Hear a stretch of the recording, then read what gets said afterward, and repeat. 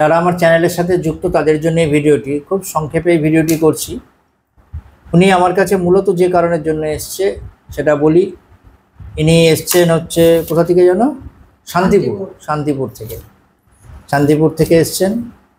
এনার একটাই সমস্যা, সেটা হচ্ছে মুখের যদি রাত্রিবেলায় যেদিকে চাপ দিয়ে শোবে তখন তার মাড়ি থেকে রক্ত বেরোবে,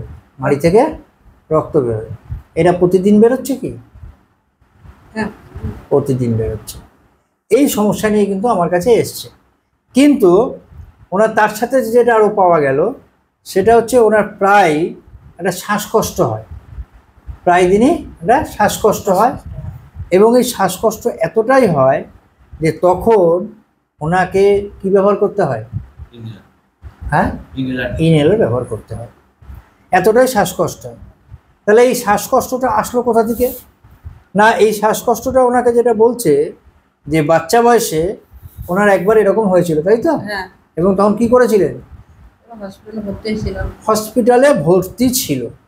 তাহলে এটা আমরা একটা দেখতেই পারি। এবং উনি যেটা বলছে যে কাশি হয়েছিল, এখন নাম তো উনি বলতে পারছেন, আমি তারপর থেকেই উনি কিন্তু শ্বাসকষ্টে ভুগছে। এই শ্বাসকষ্ট যখন হবে তখন উনি must be sit up bed, অর্থাৎ তখন বিছানায় শুতেই পারবে না, উঠে বসে থাকতে, শুতেই পারে না। পাশাপাশি আরেকটি জিনিস জানা গেল, আরেকটি হয় চেঞ্জ অফ ওয়েদার, যখন চেঞ্জ অফ ওয়েদার হয় তখন এটা হয়।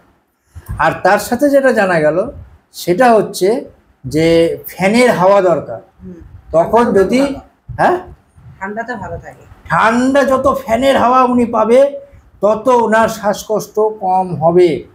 কিন্তু সেই সময় ওনার যে ঘাম হয়, তো সেই সময় তখন ঘামও হয় এবং ঘাম যে পার্সপিরেশন আর কোল্ড, তাহলে আমরা এটা পেলাম। তার সাথে পেটের ওপরের দিকে গ্যাস হয়তো,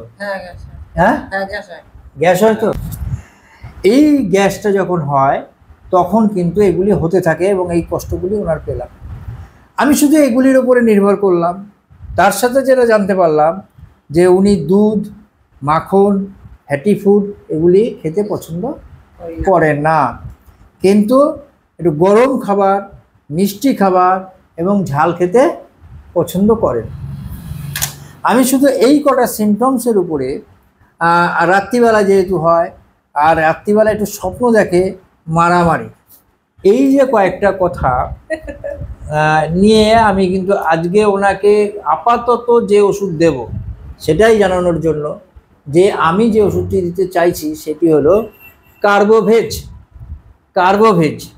কারণ ওই যে